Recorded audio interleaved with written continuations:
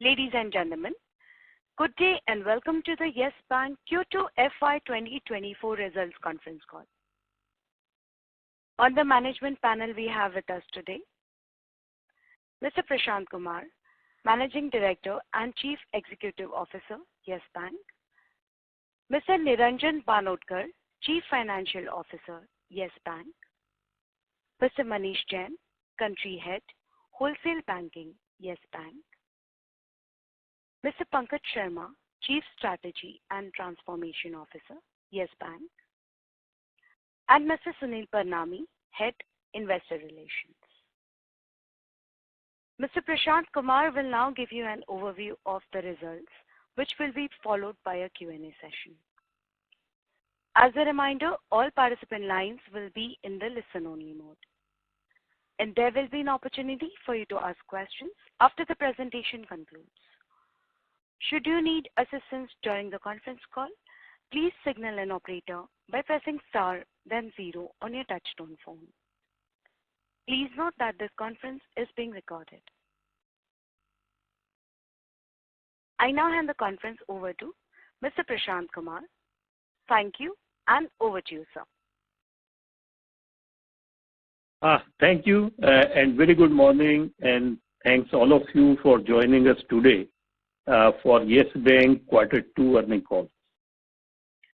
Starting firstly with the overall macro, the operating environment continues to remain relatively bright with a number of high-frequency indicators, such as very robust manufacturing PMI at 57.5 and services PMI at 61. The retail auto sales number, like passenger vehicles, up 17.6% YOY. The two-wheelers have grown by 22% YOY. Both GST and net direct collections, they are up 10% and 24%. Real estate sales, government capex till August, it was 46% YOY increase.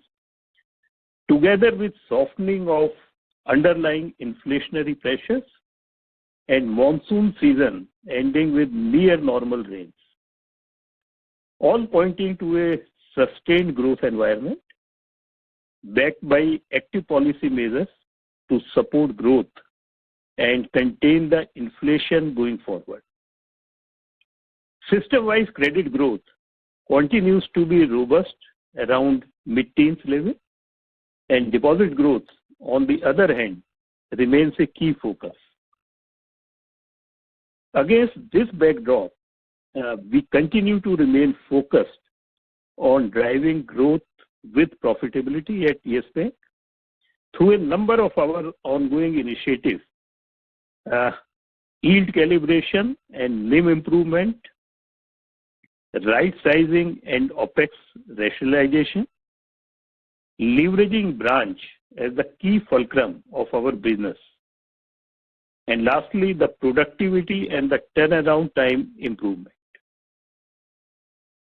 Several green shoots of these initiatives have already started to reflect at our core franchise level, which is excluding the deposits in RIDF, and they are also evidenced through our product mix optimization within retail assets, acceleration of our SME and ELC franchise,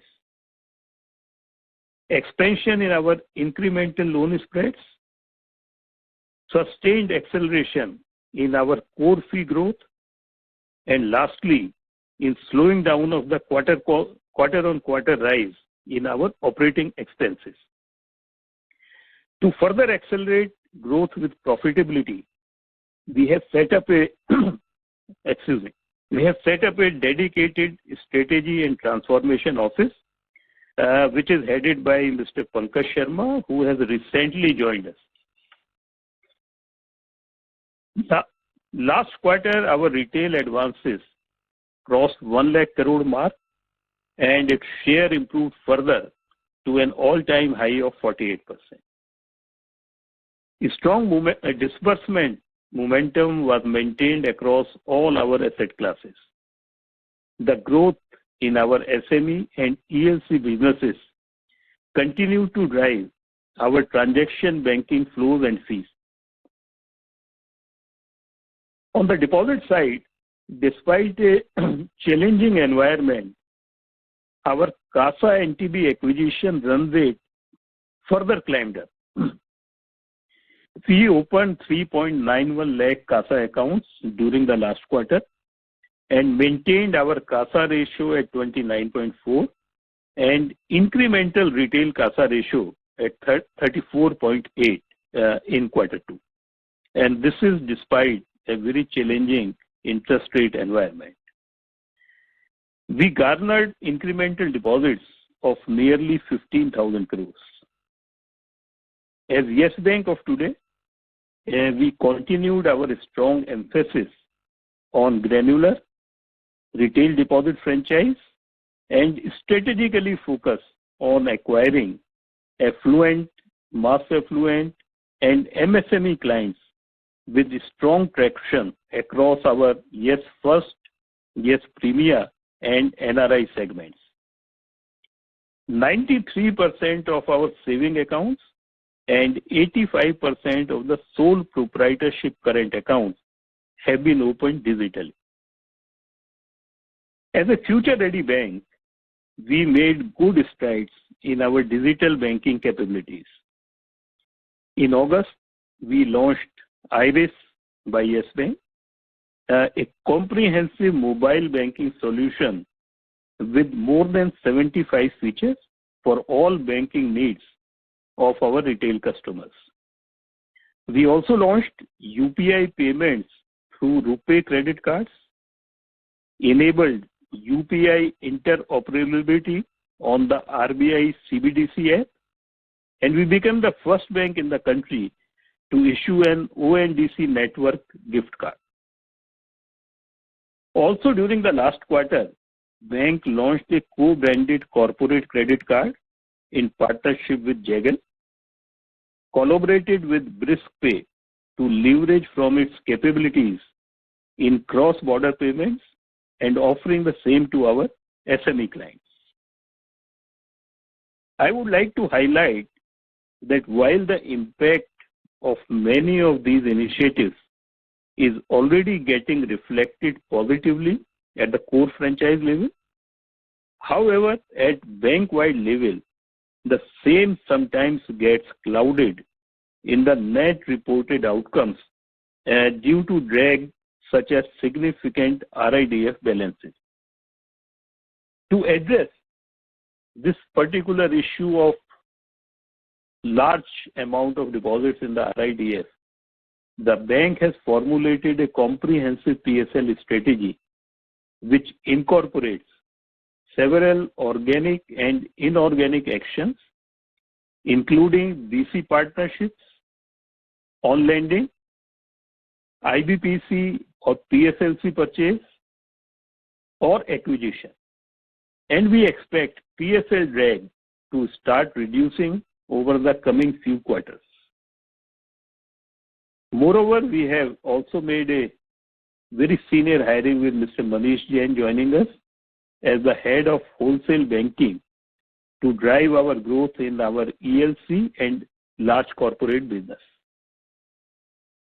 Recently, our Basel III Tier 2 bonds and infrastructure bonds have been upgraded to A from CRISIL, India Ratings, and CARE. As regards near-term outlook, we believe that Yes Bank is quite well placed to grow its loans and advances around mid-teens and liabilities it is faster and more granular. As regards margins, we believe that quarter 2 to be the end or near end of the margin compression, and going forward, we expect to see beginning of margin expansion from here. As regards asset quality, our annualized gross slippage are expected to be around 2 to 2.5% of our loans and advances, and our credit cost guidance is maintained at around 50 basis points on the total assets. Also, we expect that the net carrying value of security receipts will significantly reduce by the end of the financial year. So to summarize, as a team, we remain excited about the immense opportunities around us and at the same time continue to work towards overcoming the challenges. The core franchise of Yes Bank of today is gaining good momentum due to past interventions. This momentum is expected to be further fueled by our current structural interventions around PSL and business transformation, resulting in significant contribution to profitability for the bank and help us render our medium-term ROA target of 1%.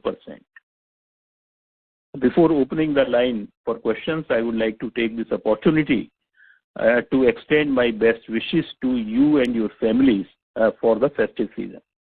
Thank you so much, and we are now open for your questions. Thank you very much, sir.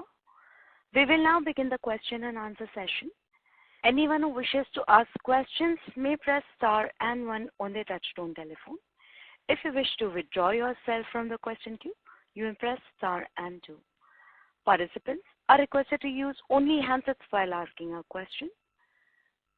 Ladies and gentlemen, we will wait for a moment while the question queue assembles.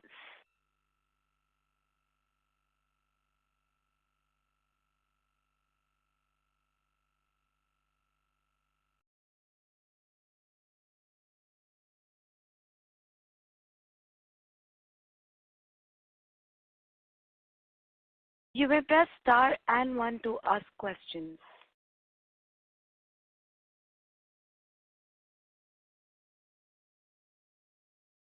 We'll take the first question from the line of Srinivas, an individual investor. Please go ahead. Yeah, good morning. I would like to know whether the cost to income ratio is likely to come down in the near future. Because I have observed that over the last few quarters, it has been increasing. And what is the guidance for this? So, Mr. Srinivas, thank you so much for joining us. Our cost to income remains between 70 to 75% over the last couple of years. And the main reason was that we were investing for the future, like opening of branches, investment in our technology and the digital capabilities. Now we have started seeing in terms of getting the benefits coming out from this investment.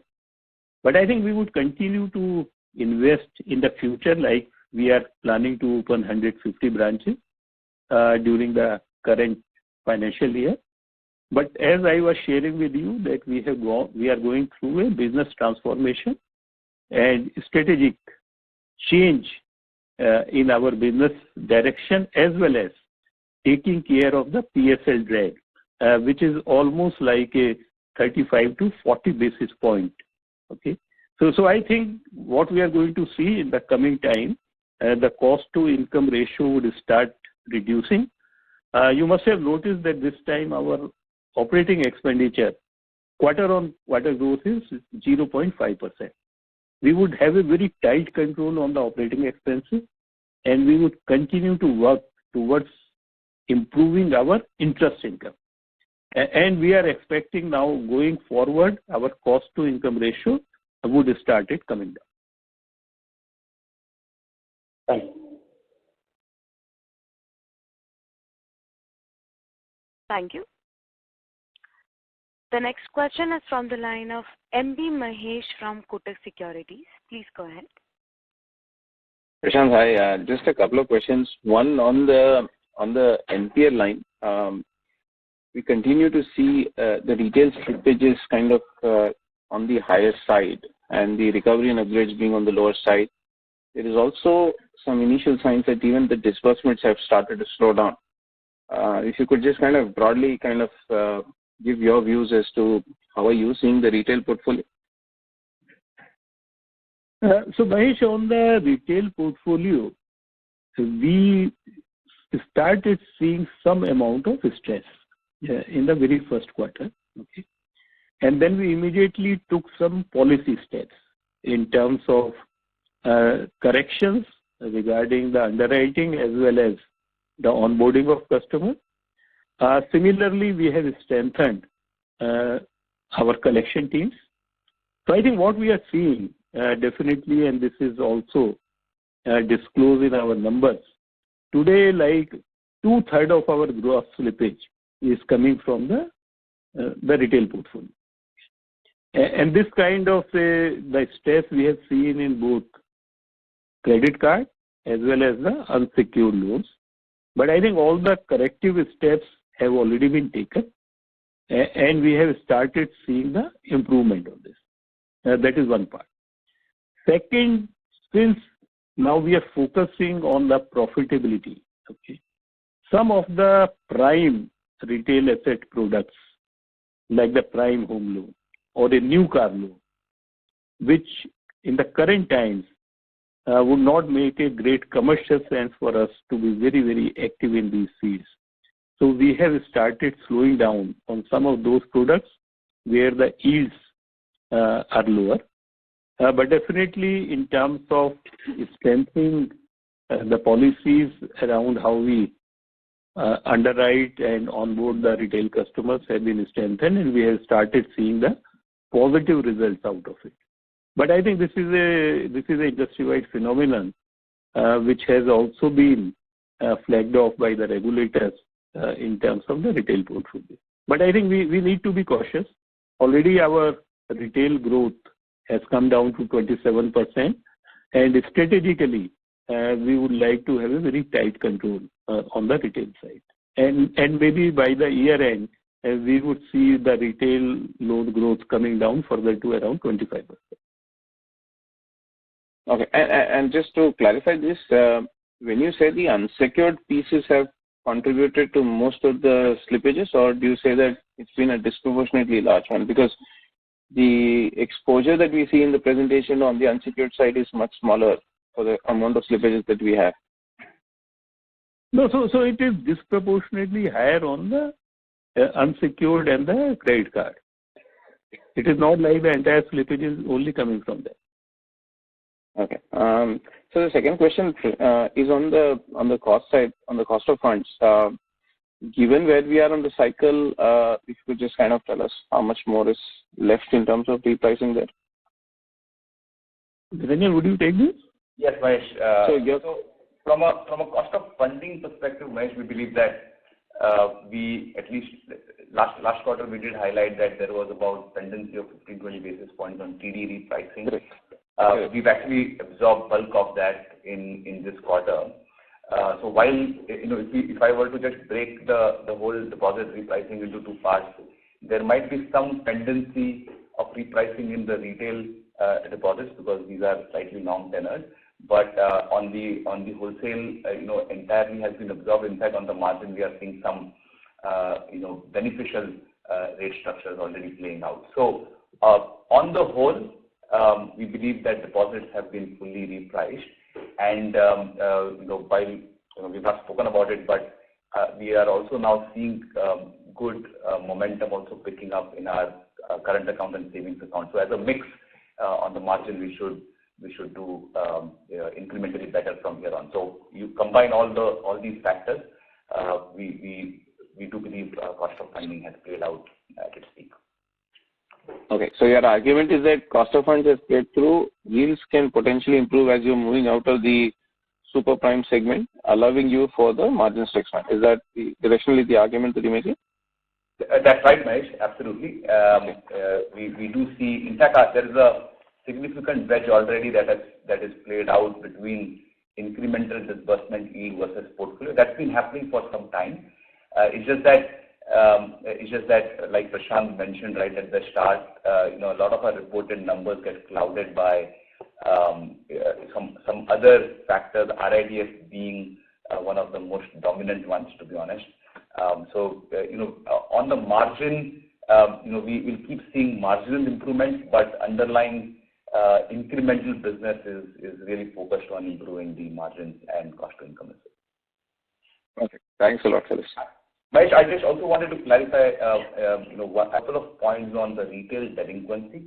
So if we actually look at this quarter, there was one change that also happened in our NPA recognition policy. So when we look at the retail portfolio, the financial overdues were not actually getting accrued till 30th June. So we've changed that policy where the financial overdues are also getting accrued and getting reckoned for NPA recognition.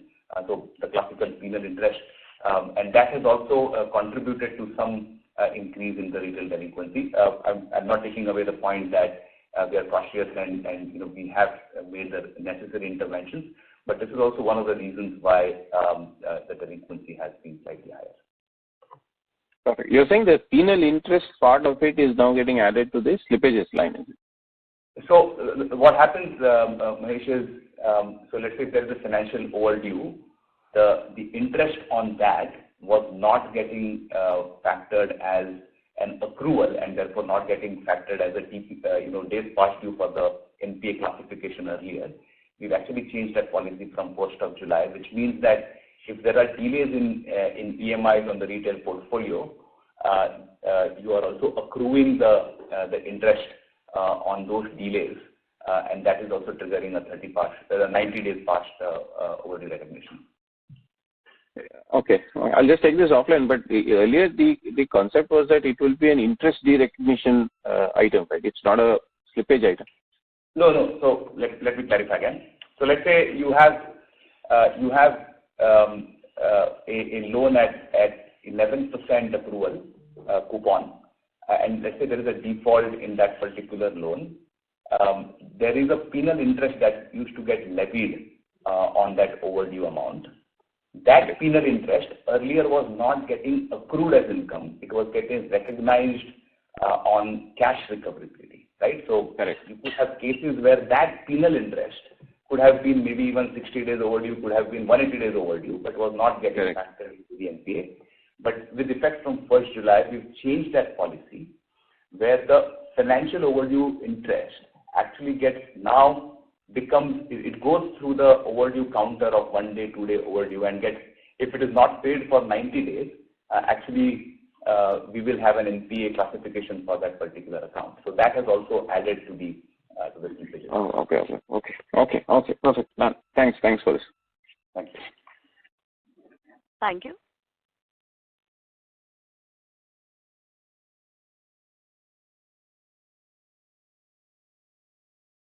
A reminder to all the participants, anyone who wishes to ask questions may please press star and 1.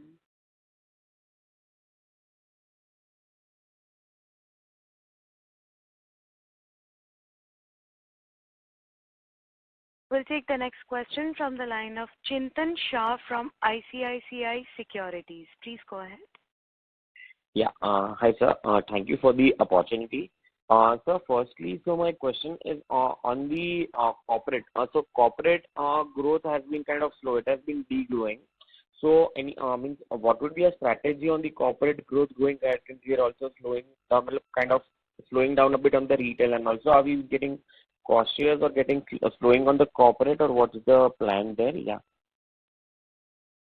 So Chintan, before I would ask Manish to give a color in terms of our strategy for the corporate side. Currently, if you see our mix is 48% retail, okay, another say 15% on the MSME, and ELC, which is the emerging large corporate, is 14%, and the large corporate has come down. I think overall balance sheet construct, we would like to maintain this ratio where retail would be around 50%, and retail and MSME not going beyond 65%. And the ELC and the large corporate would be contributing to the remaining 35%. But it's not like we are not disbursing. We have made disbursement in the past also, but there have been some large repayments where we were not willing to match on the pricing side. And at the same time, there were certain exposure where strategically we wanted to bring down those exposures. So that has happened. And that is also one of the reasons why the overall book on the large corporate has come down. But Manish, would you please like to share what is our strategy? Yeah, thanks, Prashant. Hi, Chintan. So clearly, if you see, a lot of reshaping has happened over the last 2 years. Our focus is to build a very granular book, and that is what we will keep doing in future as well. Our strategy will be to keep reshaping to improve returns, build scale and positioning in the corporate banking segment, where we will grow the client base and also cross-sell to our existing clients. There will be a high focus on returns as well as risk management. So with robust risk management, adding new clients and cross-selling to existing clients, we will start increasing the income while we continue to reshape. Sure, sir. Sure. This is very helpful. And sir, one more thing. So, sir, in terms of the PPOP, so our PPOP currently is like kind of static around 800 crores odd. So means what are the potential levers? I think you also spoke on the margins. They are likely to improve somewhat from year end, and cost to income is expected to decline. So any guidance you would like to give us on what could be the PPOP to assets in the medium term? So, Chintan, PPOP to assets, I think we've kind of stayed at about 90 basis points, 1% is the range in which we have been moving. And just to quickly recap, while at a core level, we continue to work on improving the margins predominantly on account of RIDF. There is a drag of almost upwards of 40 basis points on our net interest margin side. So there are three things, and before that, what we've also faced in the last 3 quarters is the fact that deposit repricing has also played out, coupled with pressure on the overall CASA mix, right? So you combine all these factors, cost of funding has been a bit under challenge, and that has meant the PPOP to assets has been under pressure. But if you actually break this down now, you look at fees to assets, we've been actually doing quite well in improving our fees to assets to about 1.3% from 0.9 about 18 months back. And again, within that, the split is quite strong, coming across various retail fee lines. We're also seeing good momentum coming on our fee line item from corporates. So trade, FX, cross-sell is also playing out quite nicely. So fee is looking quite strong. I think for us, we do believe that we will continue to see expansion in the fee line item. Cost to assets, we are currently at about 2.6%. We've said that there might be some increase in the near term in the cost to assets only to accommodate PSLC purchases. We've done some this quarter, but we've been quite efficient to manage that, reducing some of our other costs or being optimal about other costs. But I think 2.6, if PSLCs kind of play out, we might get into a 2.65, 2.7 range on the outside if the PSLCs come in earlier than some of our cost initiatives that kick in. But really the work and the where we see the maximum expansion is net interest margins. So we are currently operating at about 2.3%. We are already at the bottom. Over the medium term, again, it's a 2 to 3 year at a minimum play that we're kind of looking at. We do believe that we should operate at 3% plus, and we've listed out our reasons and drivers for that. We don't see a reason why PPOP to assets should not start working in the range of 2% plus in the medium term. So that's really our medium term outlook. And net interest margins on the incremental basis is already visible, but as I said, it's the RIDF and some amount of degrowth in the corporate businesses has resulted that we are not able to express that on the balance sheet entirely. We've also set up, Prashant mentioned right at the start, mentioned a transformation office to make sure that all these execution initiatives that we are talking about are looked at in priority, and we are able to deliver the outcomes in a time-bound manner.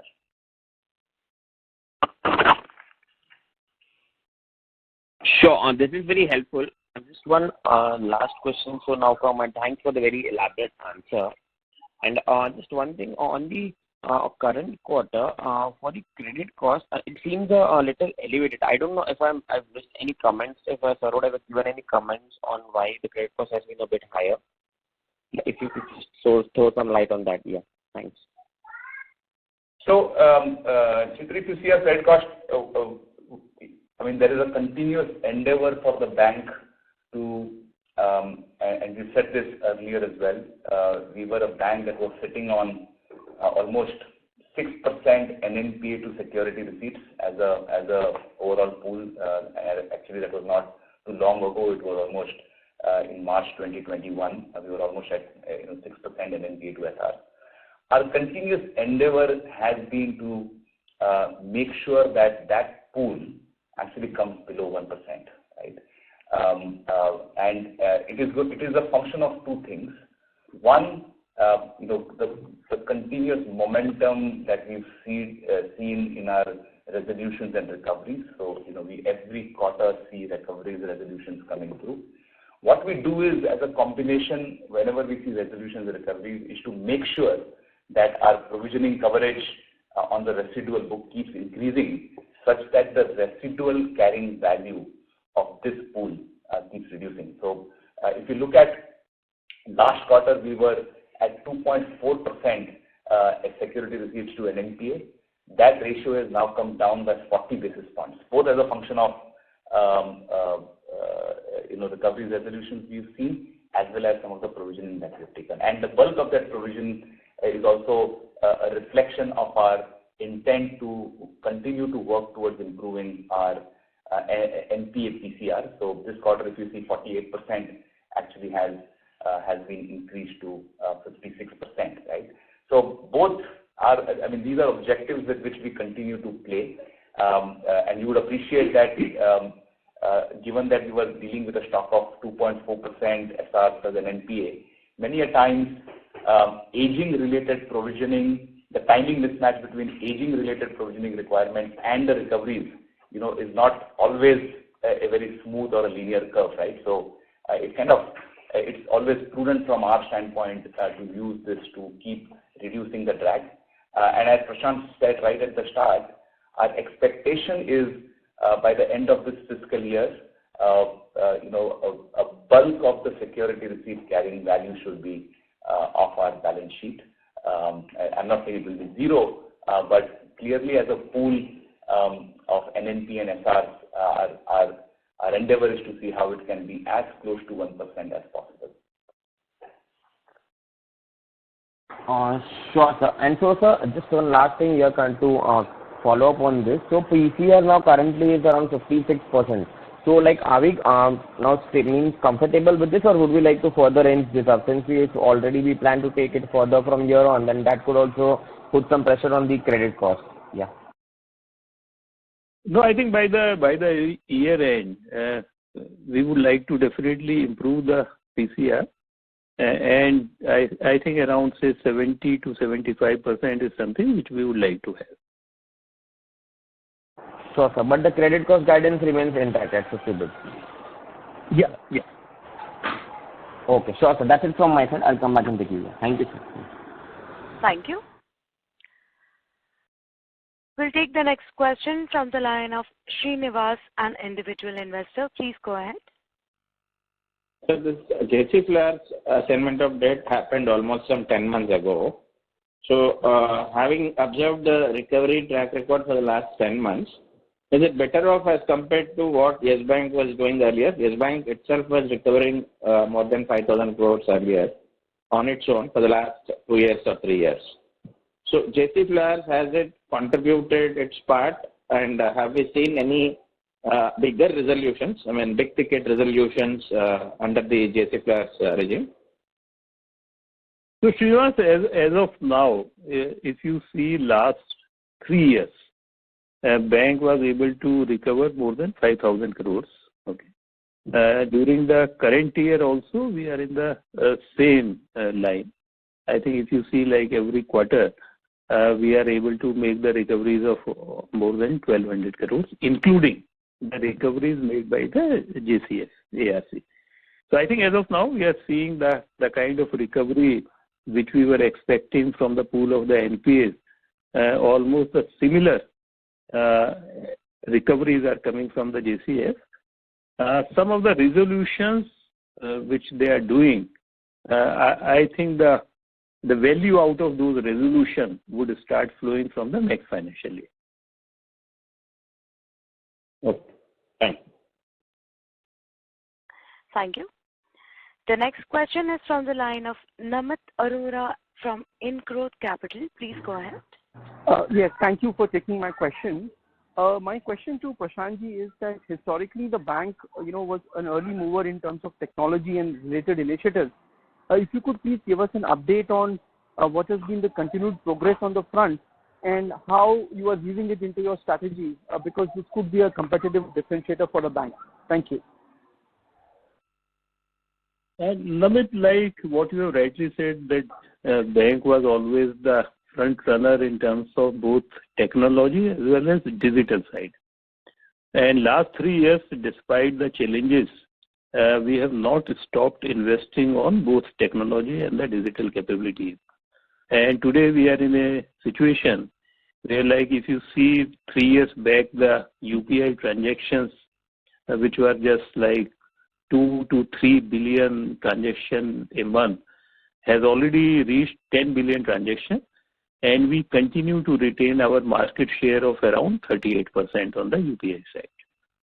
So it means currently we are handling almost 3.5 billion transactions per month, and this market share would continue to remain intact.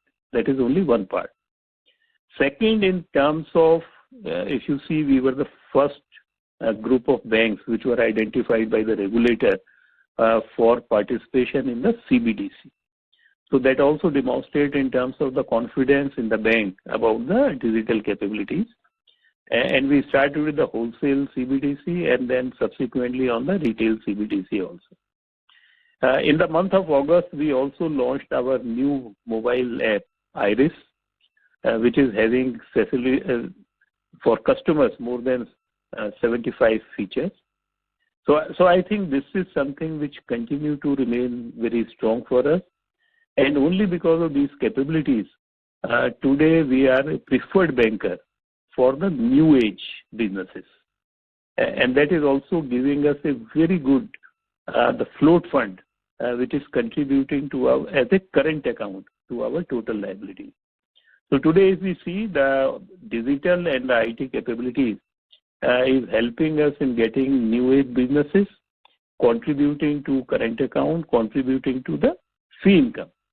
And if you see like on the large corporate, the transaction banking continues to remain very strong. So even the corporates where we are not the large participant on their asset side, their flows, transaction flows are happening through the bank. So I think we continue to remain focused on the technology and the digital capabilities, and that would be our key driver. Got it. Thank you very much for a very detailed response, and all the best to the entire team. Thank you. Thank you. Thank you. Thank you. Participants who wishes to ask questions may please press star and 1 on their touchtone phone.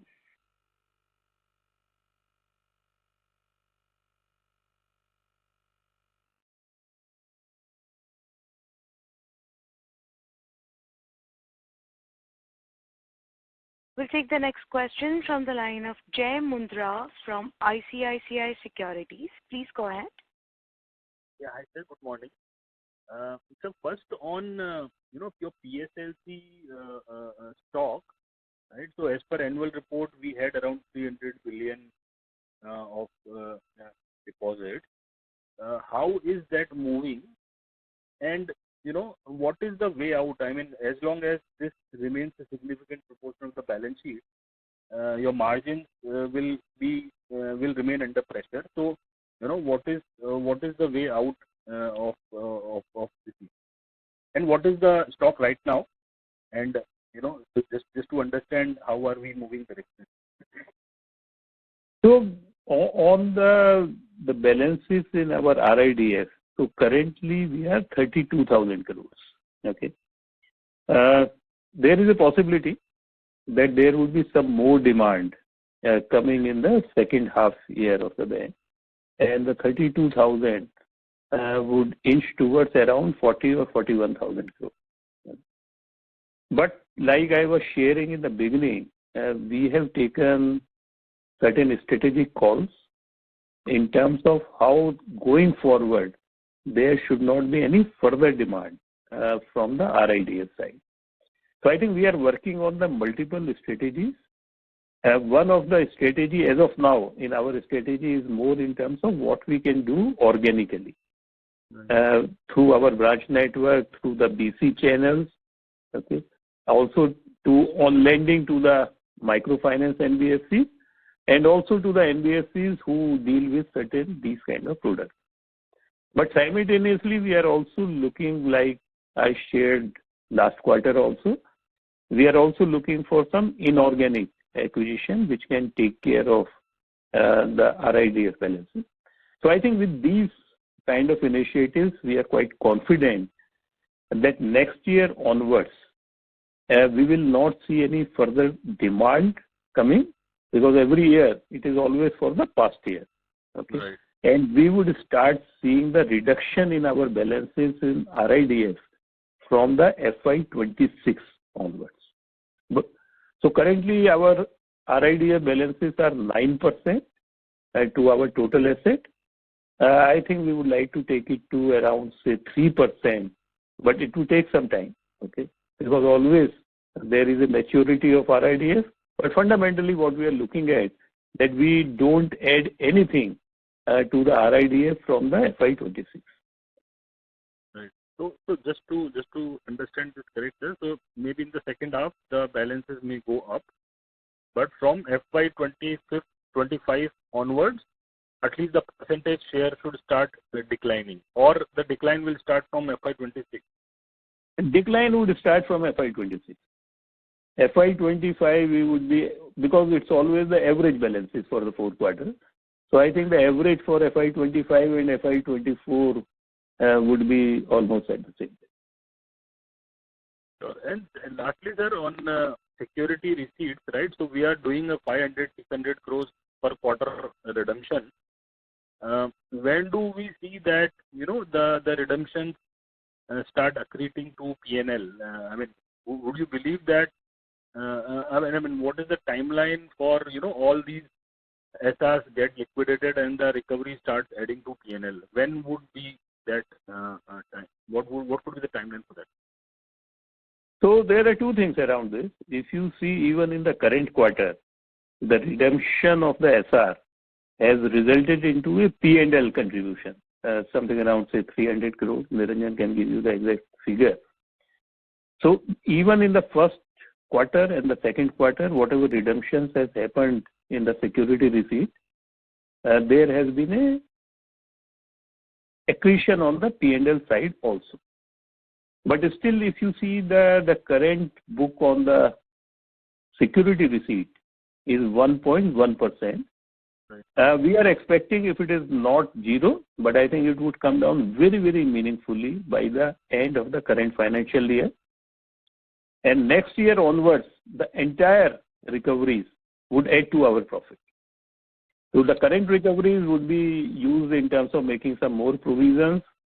It would start coming down, but I think in the next quarter also there would be a contribution on the P&L. But next year onwards, the entire recoveries from this pool would add back to our profitability. Right. And just a technical question, sir. So I thought our philosophy or the requirement was that all the proceeds from security receipts would be utilized toward increasing the provisioning coverage on the other pool. So how is it impacting PNL of whatever 300 crores this quarter?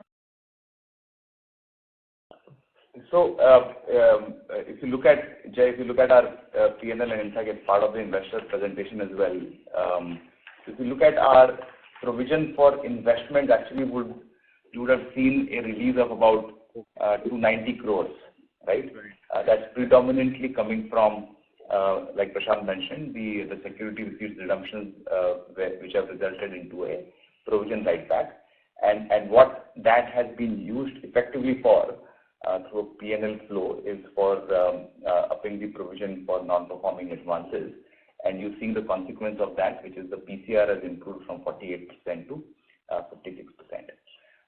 So again, when you look at the security receipts, there are two kinds of redemptions we see. Redemptions which result into a P&L write back, and redemptions could also mean that there is a reduction in the carrying value. So we've had about 580 crores of redemptions, of which about 315 crores has been P&L write back, and there is some incremental provision that we had to take on the remaining stock, which is about 30 odd crores, resulting into about 280 odd crores of net write back. And the balance, which is the 580, which was redemptions, provision write back was about 308. The balance is where we've seen a reduction in the carrying value of the cars. That's how the flow happens. Understood, sir. Yeah, that is it from my side, sir. Thank you and all this. Thank you. Thank you. The next question is from the line of Saurav Kumar from JP Morgan. Please go ahead. Hi, sir. Just on page 11 of your presentation, sir, this government banking deposits, is it like is there a one-off there, or which would roll off, or this is you would expect this to sustain that 20,000 crores which you have? This is quite sustainable, and this is quite granular.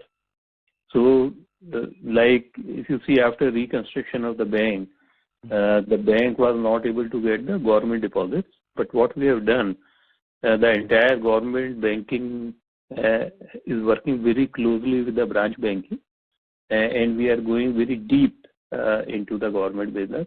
And the deposits which are coming to us, they are very, very granular. So not only these are sustainable, but I think in the coming times we would see a good growth on the government deposits. But the focus would be continuously on the granular and without offering a higher rate of interest. Got it, sir. And sir, of this 234,000 crores, how much will be the branch deposit? I know retail is 120,000, but just branch oriented, how much will be the branch contribution? Or should I just take out this 93 wholesale? No, sort of all of that, because the way our model works is we do render all the deposits through the branches. So okay, entire thing is branch led. Yes. Okay, got it. And just one final question, sir. Just I know you addressed this on the slippage piece, but just the retail slippage, is this BAU? We should think about this net slippage as a BAU, or how should we think about the retail, just the retail piece of it? No, I think if the question is in terms of going forward, I think going forward on the net slippage side, okay, we will start seeing improvement. But I think we are still 1 quarter away, I would be saying. I think because whatever corrective actions we have taken, okay, would start giving result in the December quarter. But I think after 31st December, we would start seeing a reduction on the net slippage on the retail side also. Okay, thank you. Thank you. The next question is from the line of Srinivas, from an individual investor. Please go ahead. Sir, if you look at the decrease in the net interest margin, what are the various factors to which we can attribute this phenomenon? Is it because Yes Bank is still in the process of acquiring some microfinance business which can contribute, in terms of margins, higher margins, or it has already been done? Apart from the other factors like the higher cost of deposits and lower yielding assets like the retail side and all. So Mr. Srinivas, fundamentally, I think we have also, like Niranjan was explaining, there was a repricing of the existing deposit, okay, which has now it has taken place in the quarter 2, okay. So our cost of deposit because of the repricing has gone up. That was one thing. Second, there was no further improvement on the yield side, okay, where one of the factors is definitely the RIDF and other is also in terms of the market pricing. But the repricing on the deposit has already been completed now, and going forward, we are going to see the improvements on the NIMs because there would not be any further pressure on the cost of deposit, and we have also started already seeing the improvement in our interest yields on the loan products which we are offering in the market. It has no connection with any inorganic acquisition of the MFI kind of thing because it has not happened so far. Okay. So how far are we from that? Like, I mean, in the last quarter Concall, like, as I understood, like the bank was in the process of acquiring some microfinance business. So how far are we from that? So we are still exploring that. Okay. Once like anything which would be fructified, I think we would disclose to the market. But we are still in the process. Thank you. Thank you. Ladies and gentlemen, that was the last question for today. I would now like to hand the conference over to Mr. Prashant Kumar for closing comments. Over to you, sir. Yeah. Thank you so much for joining us so early in the morning and showing interest for our performance in the quarter 2. Again, wish you and your families a very happy festive season. Thank you. Thank you, members of the management. This brings the conference call to an end. On behalf of Yes Bank, we thank you all for joining us, and you may now disconnect your lines. Thank you. Thank you.